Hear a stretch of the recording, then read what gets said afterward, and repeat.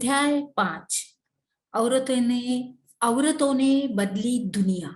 अभी हम लोग इस पाठ का अभ्यास करेंगे। चलिए बच्चों, आगे बढ़ते हैं।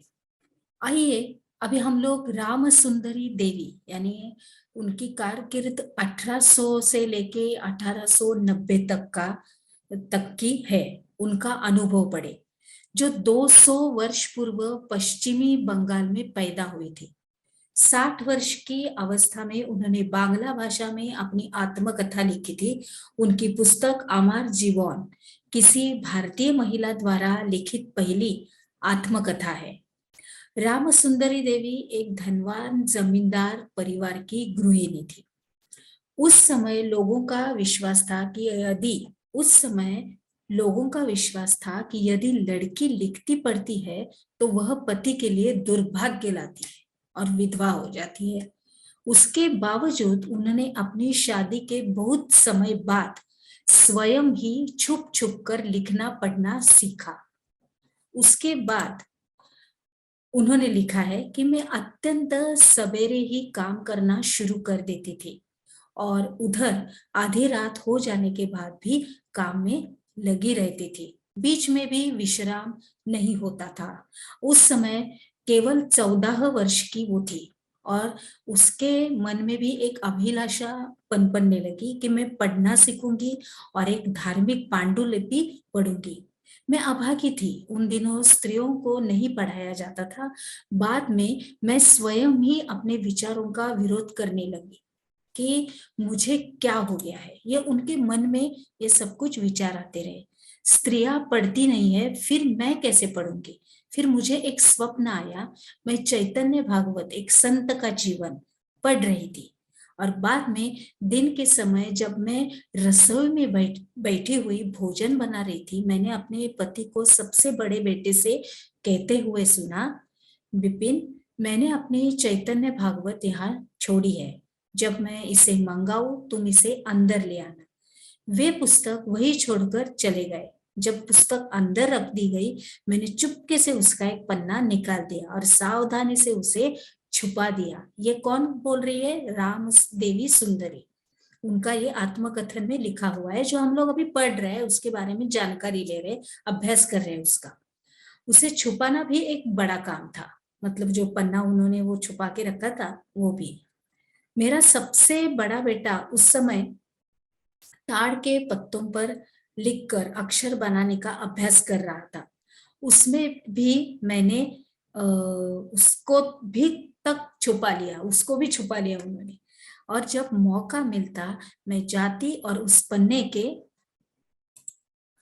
अक्षरों को मिलान अपने याद किए गए अक्षरों से करती और मैंने उन शब्दों का भी मिलान करने की कोशिश की जो मैं दिन भर में सुनाती रहती थी। और अत्यधिक जतन और कोशिशों से एक लंबे समय के बाद मैं पढ़ना सीख गई। राम सुंदरी देवी के अक्षर ज्ञान ने उन्हें चैतन्य भागवत पढ़ने का एक अवसर दिया था। स्वयं अपने लेखन से उन्होंने संसार को उस समय की स्त्रियों के जीवन के बारे में जानने का एक अवसर भी दिया। राम सुंदरी देवी ने अपने दैनंदिन जीवन के अनुभवों का विस्तार से लिखा है। ऐसे भी दिन होते थे जब उन्हें दिन भर में क्षण भर का भी विश्राम नहीं मिलता था। इतना समय भी नहीं कि वे जरा बैठकर कुछ खा भी ले। अभी आगे बढ़ते हैं। अभी हम लोग रुखा सखावत हुसैन और लेडी लैंड का उनका सपना।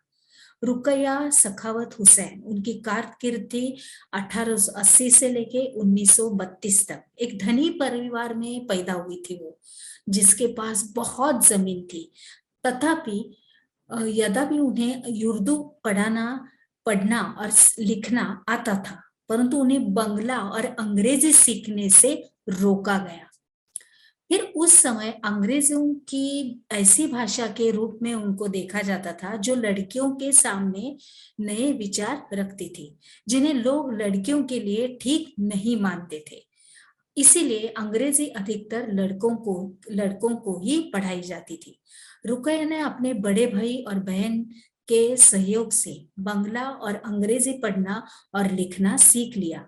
आगे जाकर वे एक लेखिका भी बनी। 1905 में जब वे केवल 25 वर्ष की थी, तो अंग्रेजी भाषा के कौशल का अभ्यास करने के लिए उन्होंने एक उल्लेखनीय कहानी भी लिखी, और जिसका शीर्षक था सुल्तान का स्वप्न।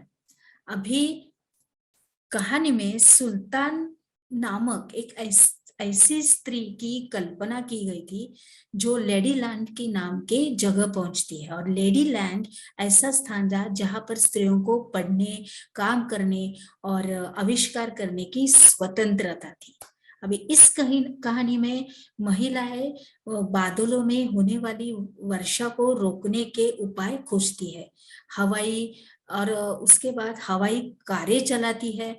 उसके बाद लेडीलैंड में पुरुषों की आक्रामक बंदूकें और युद्ध के अन्य अन्य शस्त्र स्त्रियों की बौद्धिक शक्ति से हरा दिए जाते हैं, और पुरुष एक अलग अलग स्थान में भेज दिए जाते हैं। और सुल्ताना लेडीलैंड में अपनी बहन साराह के साथ यात्रा पर जाती है, तभी उसकी आंखें खुल जाती है, और अपनी